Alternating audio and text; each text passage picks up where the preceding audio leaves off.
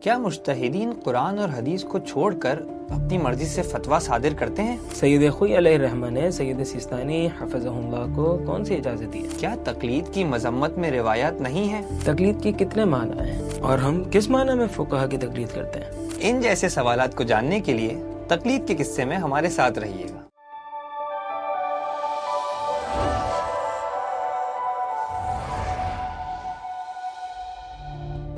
کوئی بھی مجتہد اس وقت تک مجتہد نہیں بن سکتا جب تک وہ دو جہاد سے انتھک محنت اور جد و جہد نہ کر لے۔ نمبر 1، روایات کا دقیق مطالعہ۔ نمبر 2، روایات سے حکم کو استنباط کرنے کی قدرت حاصل کرنا۔ مثال کے طور پر ہم سید سیستانی حفظہ اللہ کو دیے گئے اجازے کی طرف نظر کرتے ہیں۔ اگر آپ ان کی علمی زندگی کی طرف نظر دوڑائیں اور ان اجازات کا مطالعہ کریں جو اساتذہ کی جانب سے انہیں دیے گئے، تو آپ کو یہ دو جہاد یعنی روایت اور استنباط کی قدرت بہت واضح انداز میں نظر آئے گی۔ سید خوئی علیہ الرحمہ کے اجازے میں ہے کہ میں نے اجازت دی ہے کہ سید سیستانی مجھ سے وہ تمام روایات نقل کر سکتے ہیں جن کو روایت کرنا میرے لیے معزوم تھا، جو کہ ان 4 بنیادی کتابوں میں سے ہے، یعنی الکافی، التہذیب، الفقیہ، الاستبصار۔ الحمدللہ سید سیستانی ہدف تک پہنچ گئے اور اپنی مراد پالی اور درجہ اجتہاد تک پہنچ گئے۔ شیخ حسین ہندی کے اجازے میں ہے کہ میں اجازت دیتا ہوں کہ وہ مجھ سے ہر اس روایت کو نقل کر سکتے ہیں جو روایت میرے لیے اپنے اساتذہ سے نقل کرنا درست تھا۔ میرا سید سیستانی سے بہت زیادہ بحث مباحثہ رہا، میں نے ان کو درجہ اجتہاد پر فائز پایا اور استنباط حکم شرعی پر قادر پایا ہے۔ شیخ بزرگ تہرانی کے اجازے میں ہے کہ انہوں نے اپنا اکثر وقت علم دین کے حصول میں صرف کیا ہے، خصوصاً علم رجال اور حدیث میں۔ میں انہیں اجازت دیتا ہوں کہ یہ مجھ سے میرے تمام اساتذہ کے ذریعے سے نقل کی گئی حدیث کو نقل کر سکتے ہیں۔ وہ تمام کتابیں کہ جو انہوں نے فقہ اور اصول کے میدان میں لکھی، وہ دلیل ہے کہ سید درجہ اجتہاد پر ہیں۔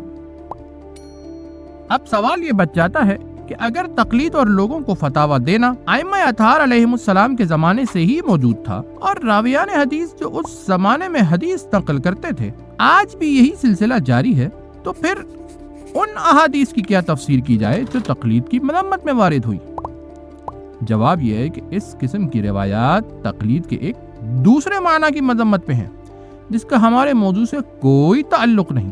بس کچھ لوگ آئے اور انہوں نے ایک جیسے لفظ ہونے کے سبب سوء استفادہ کیا اور لوگوں کو کنفیوز کیا، جیسا کہ وہابی حضرات مصحف فاطمہ کا لفظ استعمال کرتے ہیں اور یہ بات ثابت کرنے کی کوشش کرتے ہیں کہ شیعوں کا قرآن وہ نہیں جو باقی مسلمانوں کا ہے۔ در حقیقت یہ لوگوں کی سادگی سے فائدہ اٹھاتے ہیں، اور وہ لوگ جو سمجھتے ہیں کہ لفظ مصحف صرف قرآن کے لیے استعمال ہوتا ہے، وہ اس بات سے دھوکہ کھا جاتے ہیں، جبکہ مصحف لغوی اعتبار سے کسی بھی کتاب کو کہا جاتا ہے۔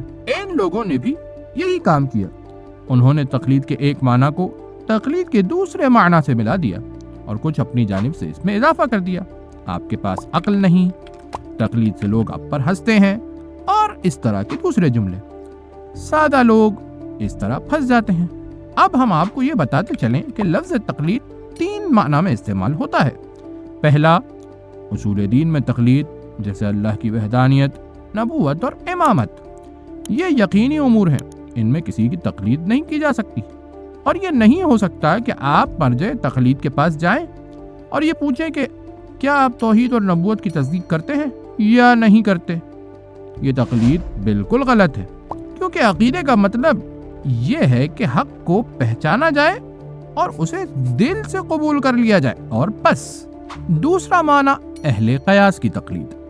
امام صادق علیہ السلام کے زمانے میں کچھ لوگ تھے جو ائمہ اطہار علیہم السلام کے پیروکار نہ تھے اور اپنے آپ کو عالم سمجھتے تھے اور لوگوں کو فتویٰ دیتے تھے، اور جب ان سے کوئی ایسا مسئلہ پوچھا جاتا تھا کہ جن کا جواب انہیں معلوم نہیں ہوتا تھا تو وہ کچھ دیر سوچنے کے بعد اس جیسے کسی دوسرے مسئلے پر قیاس کرتے تھے اور استحسان عقلی کا سہارا لیتے تھے۔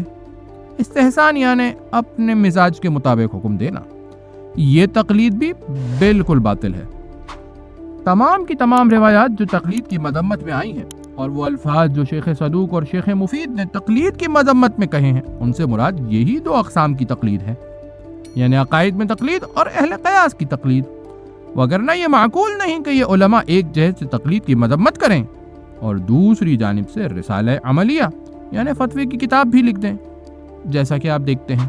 تیسرا معنی ہے فقہا کی تقلید، یعنی اپنے اعمال کی ذمہ داری فقہا کے کندھوں پر ڈال دینا، یعنی آپ کہیں گے کہ اے فقیہ میں اپنی زندگی کے امور میں مصروف عمل ہوں اور اس میدان میں ماہر نہیں ہوں کہ ہزاروں روایات کا مطالعہ کر کے ان کی چھانٹ پٹک کر سکوں اور ان سے حکم شرعی نکال سکوں، یہ آپ کا اختصاص اور مہارت ہے، میں اپنے اعمال کا ہار آپ کے گلے میں ڈال دیتا ہوں، آپ مجھے حکم شرعی کا خلاصہ بتائے دیجیے۔